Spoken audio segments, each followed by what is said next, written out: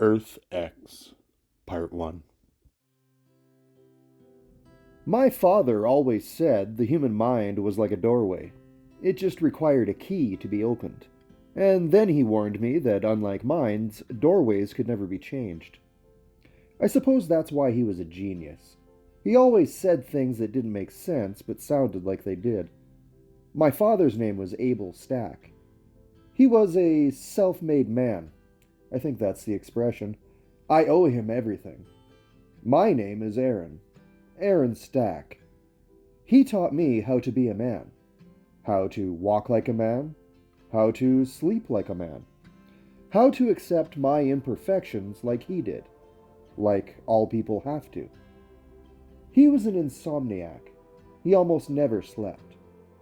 I remember every night he lived in this house.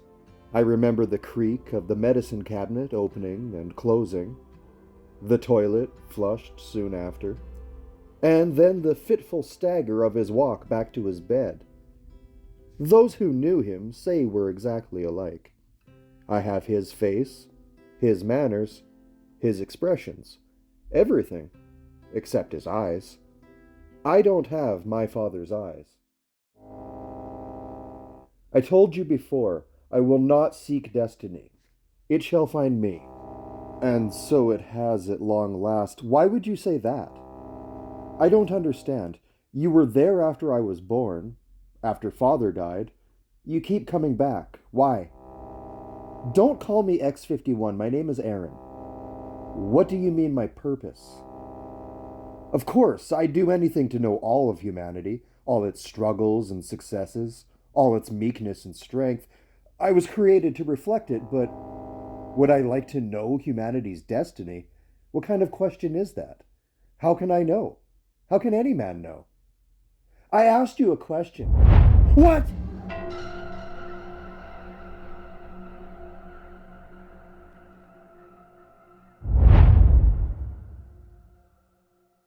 My hands? What have you done to my hands? What have you done to me? I want to go back. How could you do this to me? Give it back. Why? It was all I had. Why? Please, give me back my face. In time, and in fear of despair, I moved on into this black, lifeless world upon which I had been abandoned. There was no sign of water, no suggestion of vegetation, no semblance of civilization. Where on earth am I? This place was formless and empty. And then there was light, a terrible light, and it was after me. Help me! Oh my God. I wasn't on Earth at all. I cursed myself for being so easily frightened, and then felt a strange sense of relief that I still could be.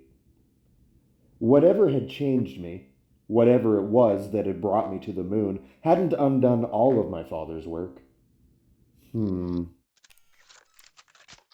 I set off for what I could only believe was a house of some sort. Perhaps the dwelling place of the man on the moon. Soon, signs of life began to show themselves. Or maybe just signs of what was once life. I found myself speculating on the origins of this place. I felt like father. How had it come to be here? Who made it? Why was it here? Maybe there were still people here, watching over my planet. But why would anyone do that when they could be on Earth? Great civilizations stood here once. I wondered what they were like. Maybe a war was fought here, and that's what killed everything. Was there love here? Was there hope? Or are such things alien to the beings who built this place?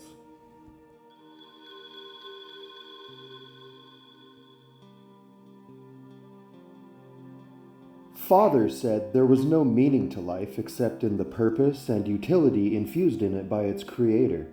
Was this mine? No one else could have walked across the moon without air.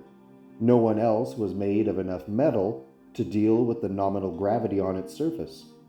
I suppose Father was right. Doorways can't be changed. I thought of calling out, of crying after whoever or whatever lived here, but I didn't know what they or it would be like. Had I come here only to die? Was that the destiny promised me?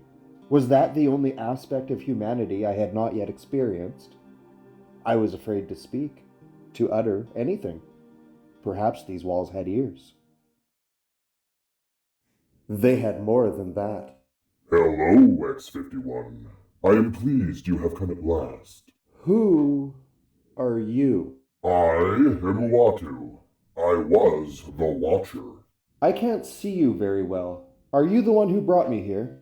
Yes, X-51. Aaron. There's no time for that now. I call you as you are, X-51. It's Aaron. Aaron Stack, okay? All is ready. Everything has been prepared for you. You did this to me. Why? What have you done? Something wonderful. Our role is to catalog and survey all that is unseen until it becomes yesterday. There is nothing that occurs on Earth that is hidden. We must prepare for the... What do you mean by our role? I'm getting ahead of myself. Let me start at the beginning. The beginning? The beginning of what? Where are you? I was there. There when it all began.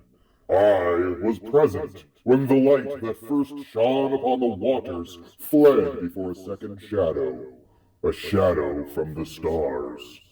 I was witness to the first host of Celestials, X-51, there to see the Earth be remade in their own image.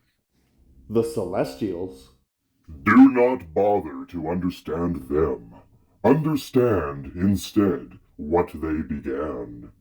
This remaking killed most of the indigenous creatures, including the beasts known as dinosaurs.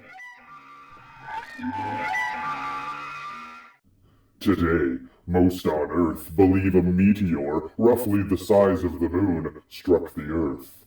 Were I given to human irony, I'd... Amazing. It's so real. But why did this happen? Why was blasting away a part of the Earth necessary? Why kill all the dinosaurs? Consider it a gift for you and I, X-51. All an important part of the plan.